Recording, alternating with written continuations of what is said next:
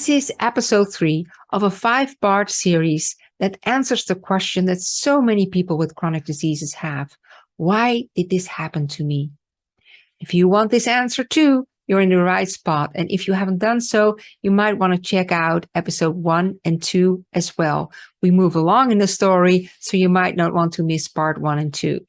In these previous episodes, we discussed a crucial, all-telling linchpin.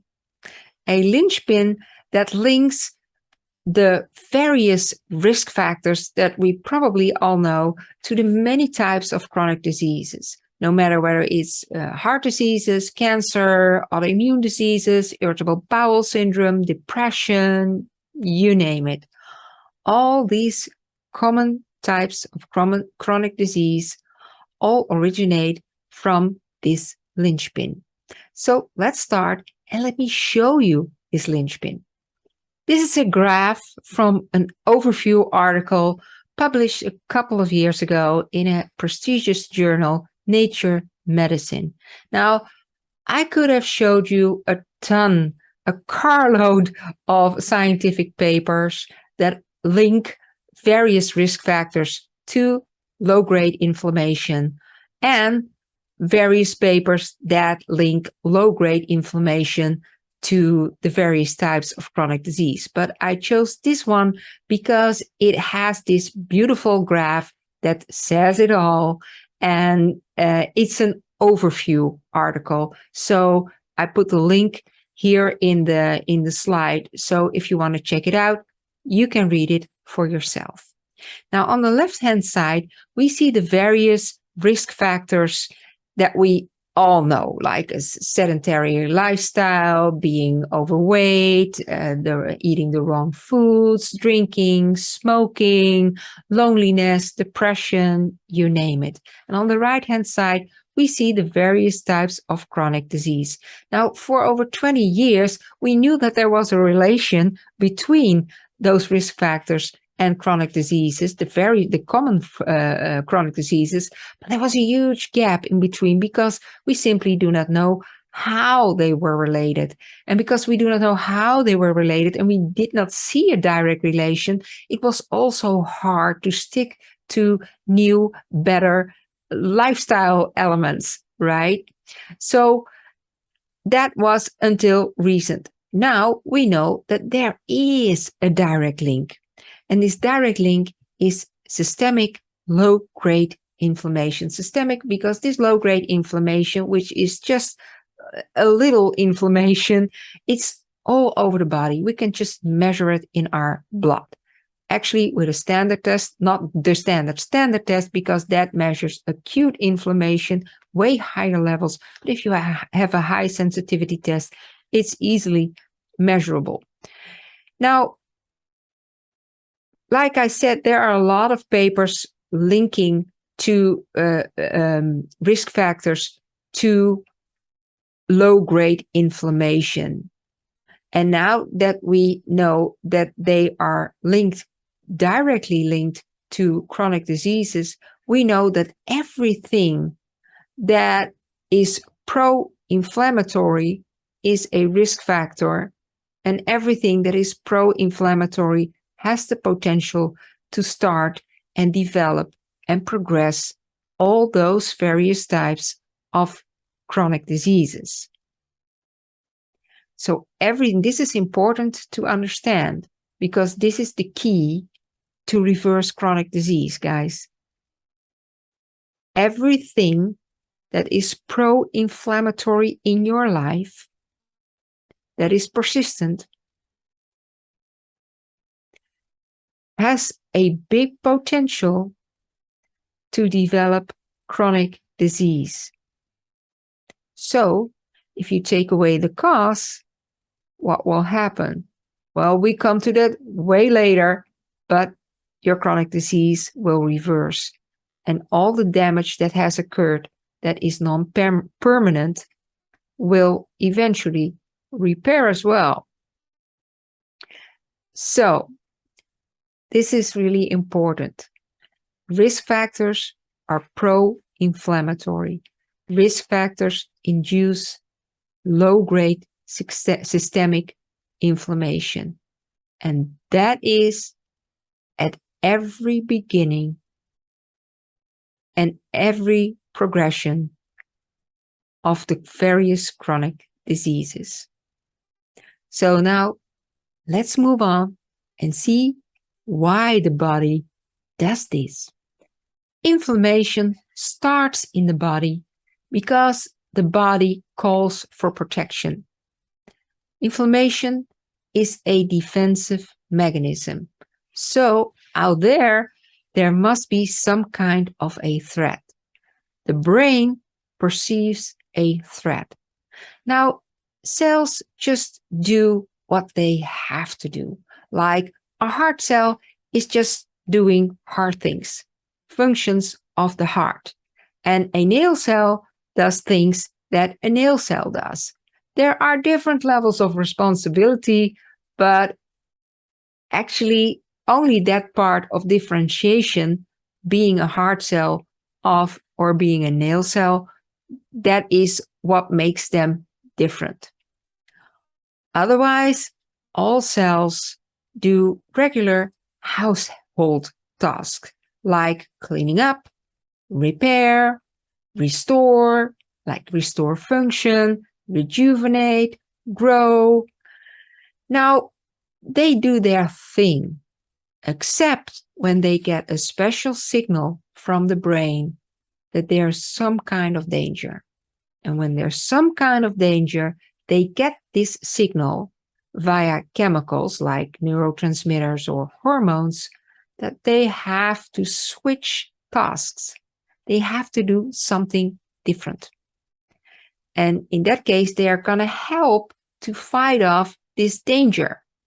Now, the brain gets this perception of danger and sends a message for defenses, for protection. But that doesn't mean that that threat is real. But the brain doesn't have a mind of its own. So a threat is a threat. It's quite binary. So we may want to argue or overthink it, or have second thoughts about it, or analyze it that this threat is not a real threat. It's not reality. Well, the brain doesn't make any distinction about reality or non-reality. It's protection because you never know. It's protection in the now and also in anticipation. Now, inflammation in itself does not have to be a problem. It happens all the time in our body. The thing is that when there is persistent inflammation, means that there is no resolution. And when there's no resolution, inflammation goes on and on and on, creating more damage, more damage, more damage, more damage. And when there is no interval, no time that this damage can be cleaned up by the regular household tasks, cleaning up, repair, restore function, rejuvenate. If that doesn't happen, then the damage becomes bigger and bigger and bigger, and more cells are going to help and support this inflammation to fight off this potential threat, whether it's real or not. So actually, all those risk factors are harmful to us, directly harmful in a direct sense, because those risk factors, if we eat something that is pro-inflammatory, there is inflammation. And when there's no resolution and we keep eating that whatever it is, but that thing that is pro-inflammatory, when we keep eating pro-inflammatory foods, there's no resolution, there's no repair, there's no cleaning up, there's no rejuvenation, there's no cell growth. So when this balances off, that there's more inflammation than that there is repair, which is, by the way, our innate ability. So whenever the body gets a chance, it will repair. But if that balance is off and there is a net inflammation, that is where chronic disease gets a chance. Now, why is this linchpin, this systemic low-grade inflammation, so damaging? Well, when inflammation occurs, there are a lot of other chemicals that come with it to fight off this threat. And one of these are free radicals, and they are extremely reactive and extremely harmful for our cell membranes, our cells, the nucleus, the genes within the nucleus. So there's all kinds of really mechanical damage. There's also damage because different proteins are formed, because the outer membranes change. So there's a different in and outcoming of proteins, but also because the genes get damaged by these free radicals. So there will be a different replication of the gene. So different proteins are formed. Remember that we talked about the genes and that they need a certain environment to put their results on the canvas, right? So this is the environment that we talked about. If we give the cells a different environment, and in this case, this environment is inflammatory, then there is a different set of genes that will be replicated. And so that we know we can relate altered genes with different types of cancers, for example. Also, the damage arrives at our little energy plants in our cells, meaning that less energy is produced and more energy goes to fighting off the threat, the danger. So that's why we are so fatigued when we have chronic disease, even in the early stages. That's one of the first symptoms, that we get fatigued for no reason. So there are a lot of damaging effects in the cell, and these result eventually to chronic diseases. Now, does this happen overnight? Not at all. Not at all. It's a rare case when chronic disease happens within a couple of weeks. Actually, there's a lot of evidence that chronic disease develops over years and years and years. So it's been going on for a long time. Why? Because the innate ability of the body is to repair, and the damage comes, and there's repair and the damage and repair. So it's about the net effect. And when it's going on for a longer time, then, well, inflammation increases and chronic disease gets a chance.